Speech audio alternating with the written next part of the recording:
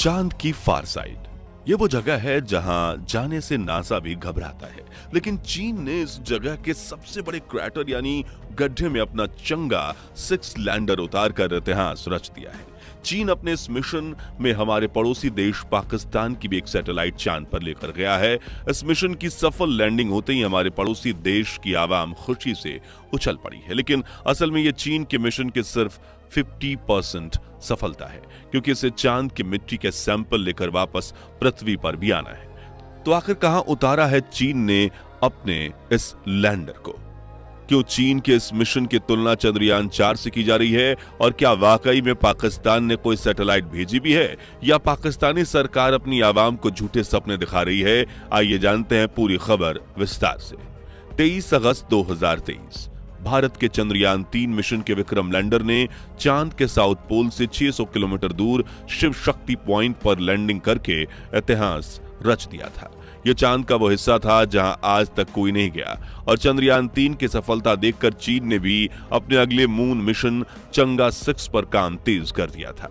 अब चंद्रयान 3 की सफलता की गूंज कितनी दूर तक गूंजी थी, वो हमें आपको बताने की जरूरत नहीं है। ऐसे में पाकिस्तान ने भी अपनी जनता को खुश करने के लिए चीन से कहा कि आप हमारी भी एक सैटेलाइट चांद की कक्षा में ले जाएं, तो चीन ने भी हामी भर दी। लेकिन पाकिस्तान की सैटेलाइट में भी बड़ा झोल है, जिसकी बात हम आगे करेंगे। लेकिन फिलहाल इसकी शुरुआत इस तरह हुई थी, चंगा 6 मिशन को लॉन्च करने के काउंटडाउन की।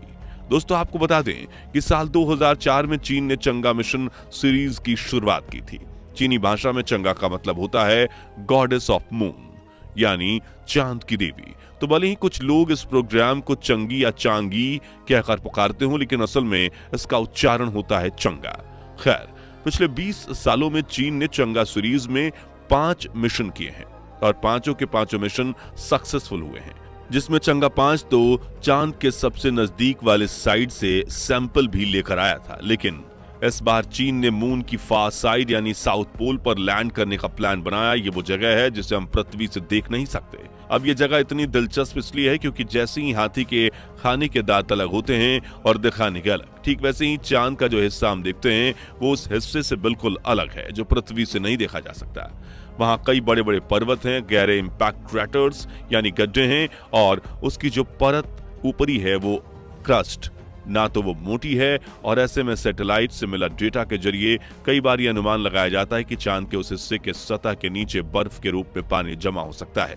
साथ ही क्रस्ट के नीचे रेगोलिथ नाम की जो लेयर है जिसमें बड़े बड़े पत्थर पाए जाते हैं, उसमें लिक्विड या सॉलिड फॉर्म में ऑक्सीजन और हाइड्रोजन होने की संभावनाएं भी जताई गई हैं। वहीं जब चंद्रयान 3 का विक्रम लैंडर भी इस फार साइड के पास उतरा तो उसके कुछ एक्सपेरिमेंट के मुताबिक वहां पानी की मौजूदगी के चांस काफी ज्यादा दिखाई दिए। लेकिन असल में अंदाजा तभी लग सकता है जब हम चांद के उस हिस्से की मिट्टी और पत्थर को पृथ्वी पर लेकर आएं और उस पर लाइव एक्सपेरिमेंट करें।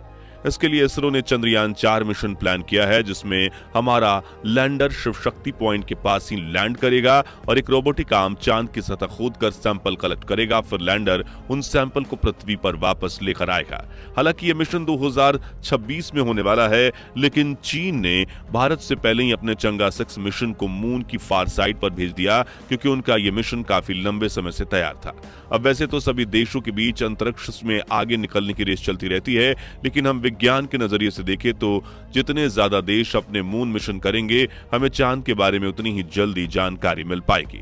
ऐसे में चीन के इस मिशन की कामयाबी को अप्रिशिएट करना बनता है। अगर आप हमारी इस बात से सहमत हैं तो वीडियो को एक लाइक जरूर कर देना।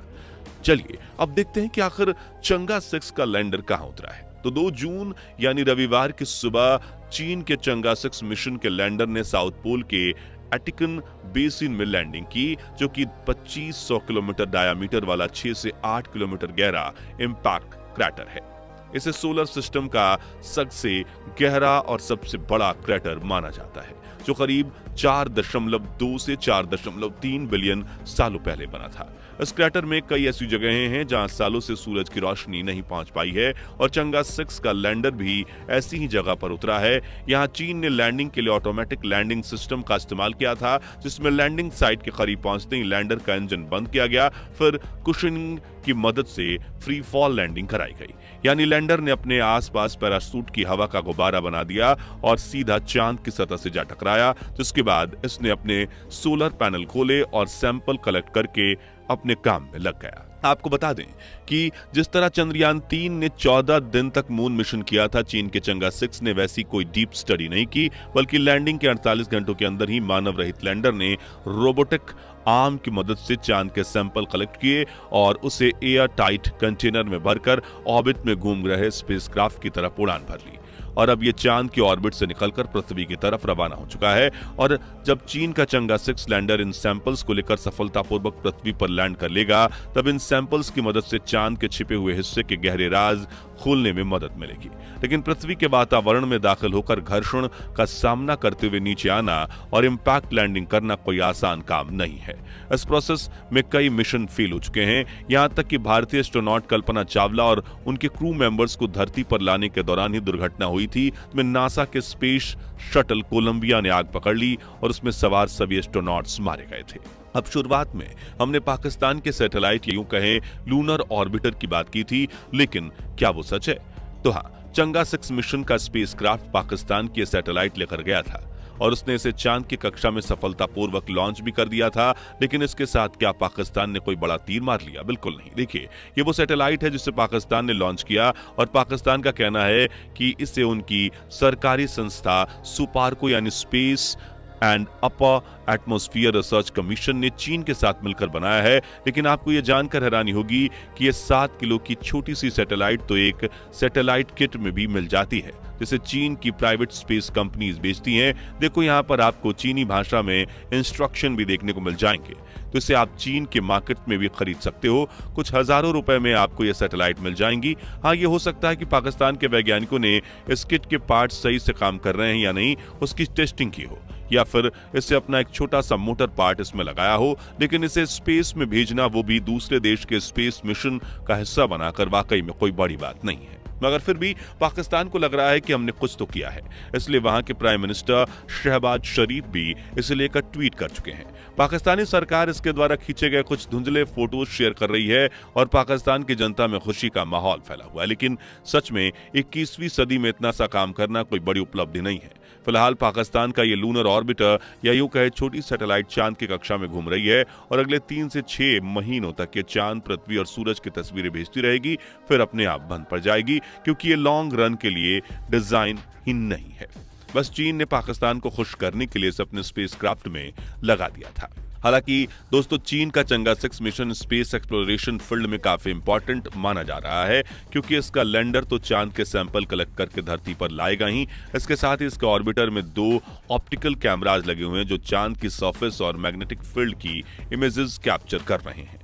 अब बात करें भारत के मून मिशंस के बारे में, तो हाल ही में भारत ने काफी कम खर्चे में चंद्रयान 3 मिशन को सक्सेसफुली कंप्लीट किया है और अब इसरो चंद्रयान 4 मिशन पर काम कर रहा है, जिसमें चांद की फार साइड से सैंपल कलेक्ट करके धरती पर लाए जाएंगे, जिसके लिए विक्रम लैंडर के डिजाइनर और उसके कुछ मॉडिफिकेशन किए जा रहे हैं। जिसके बाद चंद्रयान 5 मिशन में भारत के एस्ट्रोनॉट्स को चांद पर भेजा जाएगा। हालांकि उस मिशन तक पहुंचते पहुंचते 2030 आ जाएगा, लेकिन इस वक्त इसरो का पूरा फोकस गगनयान मिशन पर है। 2025 में इस मिशन के तहत भारतीय एस्ट्रोनॉट को पहली बार स्वदेशी स्पेसक्राफ्ट में बिठाकर अंतरिक्ष में भेजा जाएगा, जिसके लिए पूरा देश काफी एक्साइटेड है। तो दोस्तों, क्या मैन्युफैक्चरिंग की तरह स्पेस रिसर्च सेक्टर में भी चीन दुनिया से आगे निकल जाएगा, या आने वाले कुछ सालों में इसरो के वैज्ञानिक चीन को कड़ी मात दे देंगे? इस बारे में अपनी राय कमेंट्स में बताइए। वीडियो अच्छा लगा हो तो इसे लाइक और शेयर जरूर करें और ऐसी दिलचस्प खबरों के लिए इस चैनल को सब्सक्राइब करके पास वाली घंटी जरूर बजा दीजिए। धन्यवाद।